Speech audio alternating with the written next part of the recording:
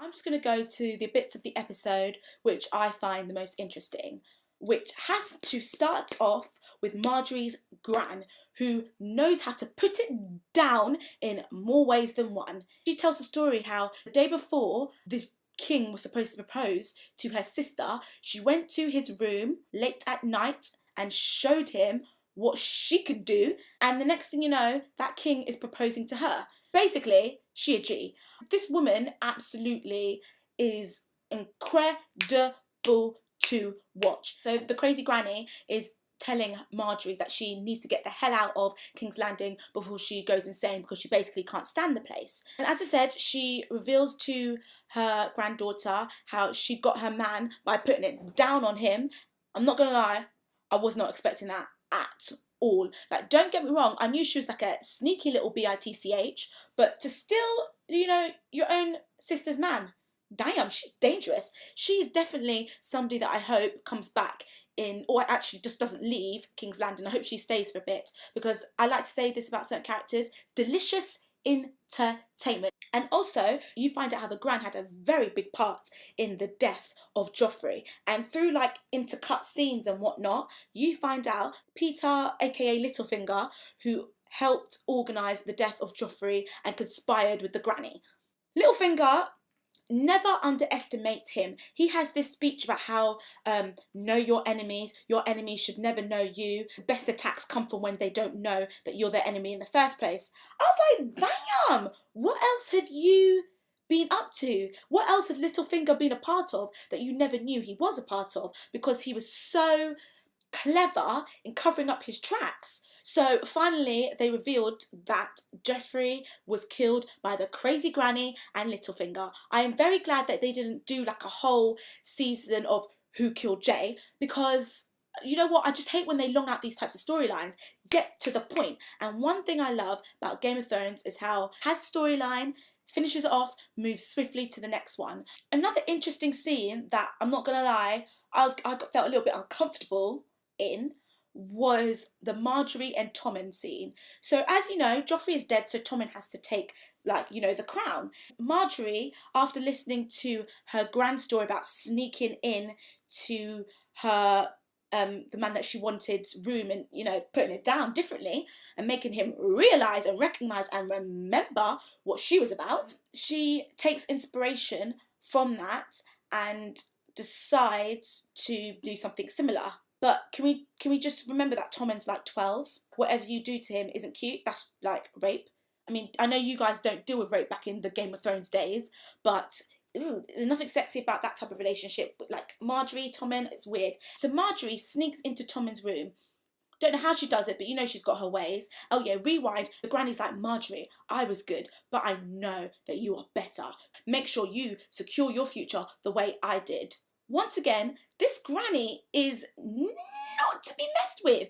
She's one of those people, if she doesn't like you, you are gone, cut, extinguished. They won't even find the body. That's how good she is at covering her tracks. Never think that because they're old, they still don't know how to kill a person, because clearly this woman does. So yeah, Tommen, Marjorie have this, weird scene where she does like a little sultry walk into his room and is basically like, we need to get to know each other because we are going to be the king and queen of King's Landing. Would you like that, Tommen? And Tommen's like, hell yes, I would like that, because at the end of the day, even though he's a young boy, he's not stupid. He knows Marjorie is beautiful. He's young and naive and doesn't, okay, I'm sort of contradicting myself here by saying he's not stupid, but he is young and naive. Tommen recognises and admits that he is a nice king, a nice person, and how Joffrey wasn't, but he also, is young and will probably give into his impulses when it comes to Marjorie, which I'm not gonna lie, Game of Thrones, I know you're into explicitity, but please don't show any type of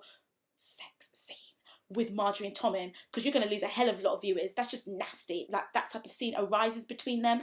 Dull the lights down, because nobody wants to see that. It goes to Brienne and Jaime. Brienne is going to find Sansa, and this is because basically Jaime has asked her, I made a promise to Catelyn to find her daughters and return them safely to her. Since Catelyn's dead, I still want to find Sansa and hopefully Arya if she's alive, and make sure that they're cool and safe and all groovy.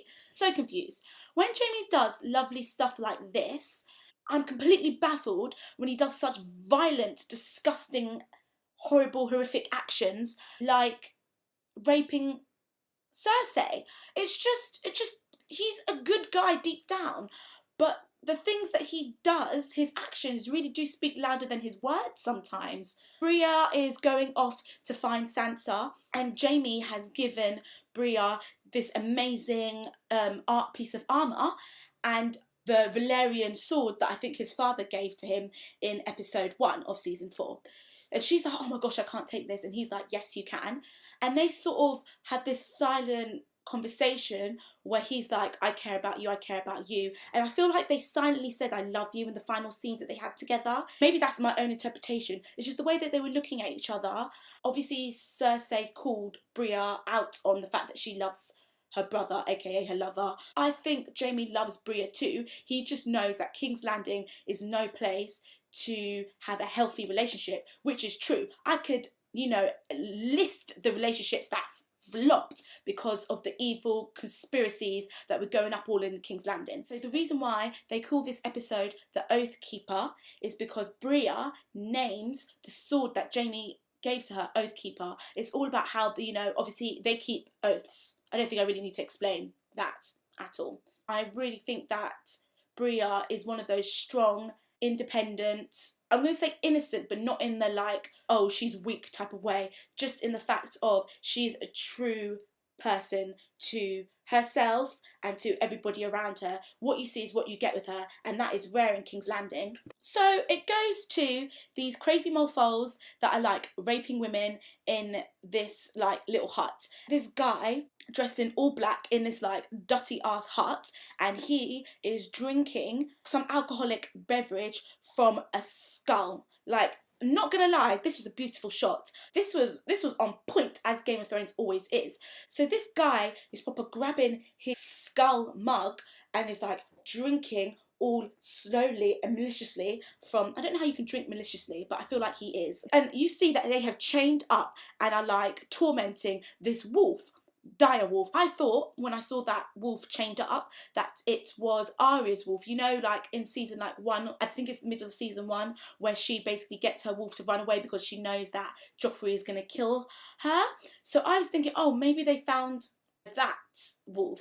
But then you figure out that actually these dudes are the Rogue Night's Watch people that went all crazy and killed loads of people and decided that the Night's Watch was not for them and that they wanted to take their own lives into their own hands. So this woman brings in this baby to these crazy ass dudes that are ex-Night's Watchers. And you find out that it's the last son of the Freys. Lord Frey believed that his sons should be given as a sacrifice to the White Watchers or White Walkers or whatever the hell they're called. Not gonna lie, those ugly mofos with the frozen faces, no baby deserves to see that, every morning, but whatever. The guy that's taken the lead of the Rogue Night Watchers, the guy that was drinking from the skull, is basically like, if you guys normally give up this baby to the White Watchers, then I will too. So he sends one of his people to, give up the baby, gives up the baby in the forest. Rewind.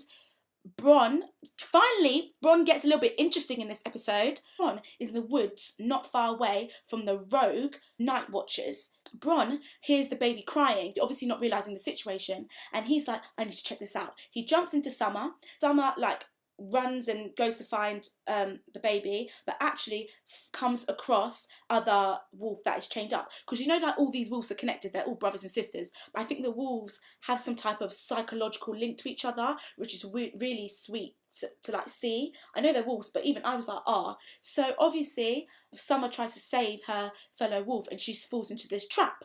Then Bronn wakes up and is like, oh my gosh, Summer's hurt, and he finally reveals to us that it's Ghost, Jon Snow's wolf. And how did I not realise that Jon Snow did not have his wolf round? I'm shocked that I didn't clock onto this sooner. So Bronn is like, we need to go release Summer and get Ghost. They go to get them and they get captured by these evil Rogue Night Watchers. And one of the most awful scenes in this whole episode is when they start torturing poor Hodor. I'm not gonna lie, this was one of those moments which was just shocking to watch. It was like taking advantage of the most vulnerable kid on the playground. You just don't do it. These foolish, immature, cruel people are taunting Hodor and whacking him with sticks. They have him chained up like an animal. And you know what's shocking? They look at him as like some type of beast and lower than them. But at the end of the day, he may not be able to speak properly, but at least he treats people with dignity and respects. And one day, I really hope Hodor breaks free of his trains and, you know, smacks their brain into the tarmac. I'm not a violent person. I just had to get that off my chest. Get to the ending of the episode. The best bit, the most shocking thing you've ever seen. So one of the White Walkers is on his horse walking through the crazy snow, and you see their like crazy frost blue eyes, you know, proper looking all crazy and evil, and they're holding the last Frey son. Little boy obviously has no idea what's happening and is just like doing his own thing and chilling in this White Walker's arms.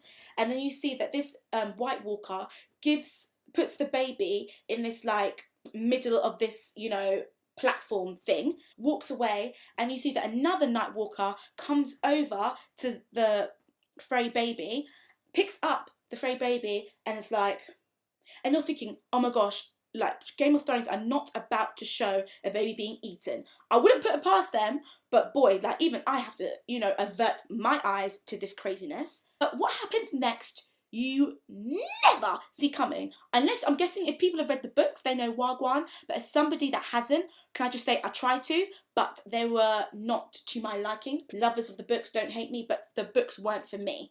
So yeah, the White Walker puts his nail, you know, up against this cute little baby's cheek, and next thing you know, this baby's eyes turn ice blue. And then obviously the penny hits the floor, or should I say the icy floor, because they're in some blizzard somewhere in the middle of nowhere.